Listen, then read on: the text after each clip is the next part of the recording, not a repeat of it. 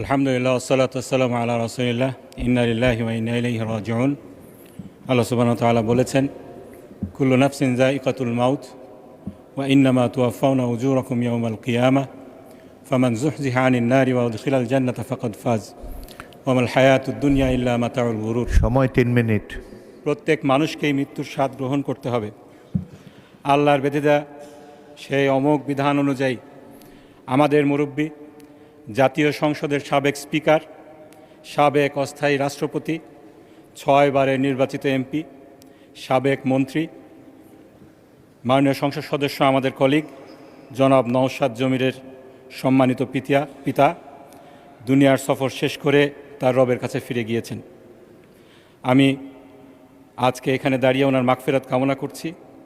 আল্লাহুম্মা গফিরলাহ ওয়ারহাম ওয়াফু আনহু ওয়াআফি ওয়া আকরিম নুজুলাহ ওয়াসি' মুদখালাহ ওয়াগসিলহু বিমাইন ওয়া সালজি ওয়া বারদ ওয়া নাক্কিহি মিনাল খাতায়া কামা ইউনাক্কা সাওবুল আবয়াদু মিনাদ দানাস।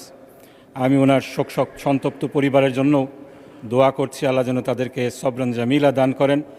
আল্লাহুম্মা আনজিল আলা আহলি বাইতিহি সাকিনাতা ওয়াল ওয়াকার। মাননীয় স্পিকার, 90-এর গণঅভ্যুত্থান পরবর্তী 5ম জাতীয় সংসদে আপনারা যারা এই সংসদকে প্রাণবন্ত করে রেখেছিলেন, তাদের মধ্যে অন্যতম ছিলেন জনাব জমির উদ্দিন সরকার। সেই সময় গ্যালারি থেকে বিভিন্ন বিতর্ক আমার দেখার সৌভাগ্য হয়েছিল। বিশেষ করে অধ্যাপক গোলাম আজম সাহেবের নাগরিকত্ব সংক্রান্ত বিতর্কে তার বুদ্ধিদীপ্ত উপস্থাপনা আমাকে মুগ্ধ করেছিল। 2001 সালে 8ম জাতীয় সংসদে তিনি স্পিকার নির্বাচিত হন। সেই সময়ে দায়িত্ব পালন করা অত্যন্ত চ্যালেঞ্জিং ছিল। বিশেষ করে সেই সময় যেহেতু একটি ফ্যাসিবাদী দল বিরোধী দলের ভূমিকায় ছিল, আমরা দেখেছি তিনি অত্যন্ত যোগ্যতার সাথে শান্তভাবে সে দায়িত্ব পালন করে গিয়েছিলেন। তিনি একজন স্বনামধন্য আইনজীবী ছিলেন।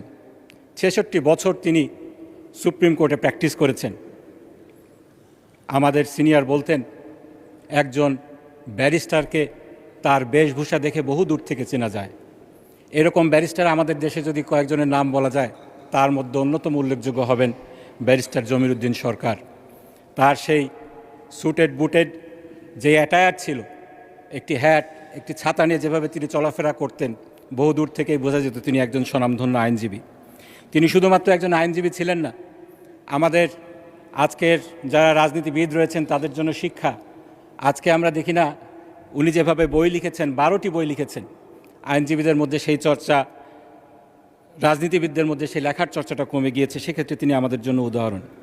মাননীয় স্পিকার, তিনি একজন সৎ সন্তানের বাবা ছিলেন। তার 2 সন্তান আমার পরিচিত, তারা অত্যন্ত ভালো এবং দিনদার, পরহেজগার রূপে আমি দেখেছি তাদেরকে।